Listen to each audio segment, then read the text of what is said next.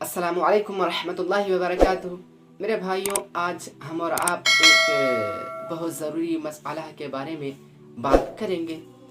मेरे भाइयों, एक हमारे भाई हैं जिनका नाम है मोहम्मद खालिद रज़ा, लखीमपुर के रहने वाले हैं। उन्होंने कल मेरे पास फ़ोन किया था और कहा था, हज़रत रोज़े की हालत में गुलमंजन करना क्या है, क्या इससे रोज़ा टूटता है या नहीं टूटता है, और आप इसके बारे में बता दीजिए।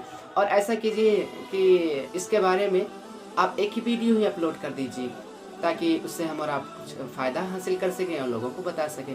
तो मैंने कहा ठीक है भाई, मैं कर दूंगा, बता दूंगा। तो इसीलिए मैं आपके सामने आया।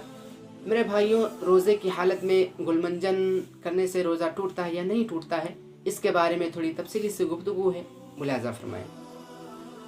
नंबर 1, रोज़े की हालत में गुलमंजन करना और इस तरीके से गुलमंजन का इस्तेमाल करना कि गुलमंजन को लिया और अपने दांतों के अंदर दबा लिया या होंठ के अंदर दबा लिया और कुछ देर दबाए रखा, यानी दबा लिया जैसे कि तंबाकू लोग दबाते हैं। तो मेरे भाइयों, इससे ये हो सकता है, इससे ये होता है कि आप ने जो गुलमंजन दबाया है तो वो गुलमंजन के कुछ ज़र्रात अज्जा आपके लुआब के साथ मिलकर आपके हलक के नीचे उतर जाएं और उतर जाते हैं। तो इस तरीके से करने से आपका रोज़ा टूट जाएगा, यानी गुलमंजन को लिया और अपने दांतों के अंदर दबा लिया या होंठ में दबा लिया, तो इससे आपका रोज़ा टूट जाएगा। नंबर 1 बताया।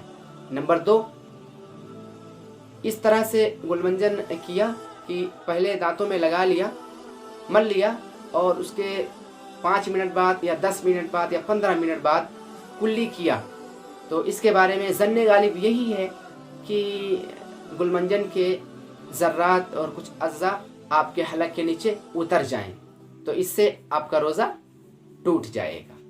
नंबर 3, गुलमंजन को लिया और दांतों में मल लिया और उसके बाद में फ़ौरन कुल्ली कर लिया।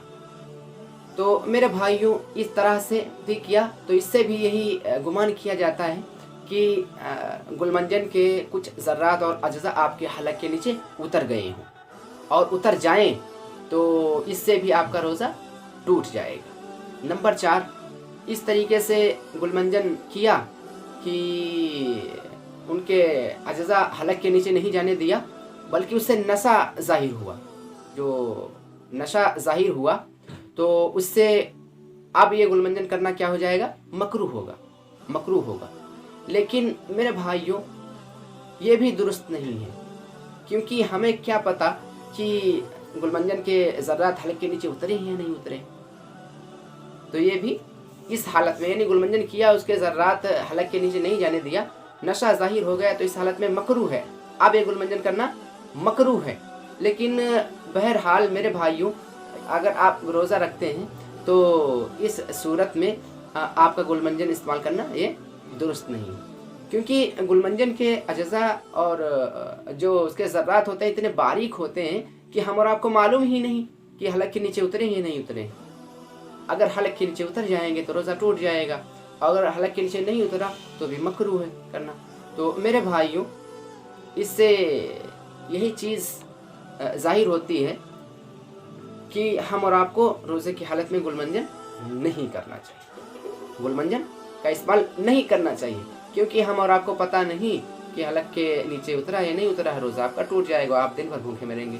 तो मेरे भाइयों, आप अगर रोज़ा रखते हैं तो गुलमंजन का इस्तेमाल करें ही ना, चाहे वो नंबर 1 की सूरत हो, चाहे नंबर 2 की सूरत हो, चाहे नंबर 3 की सूरत हो, चाहे नंबर 4 की सूरत, आप गुलमंजन का इस्तेमाल करें ही ना। यही हम और आपके लिए बेहतर है। तो यही आपको बताना था मेरे भाइयों। आप इन बातों को अपने दोस्तों में शेयर करेंगे और अगर कोई पूछता है तो आप उसको समझाएंगे। बस इंशाअल्लाह ताला कल मैं और आपको अच्छी चीज़ें बताऊंगा। अस्सलामु अलैकुम व रहमतुल्लाहि व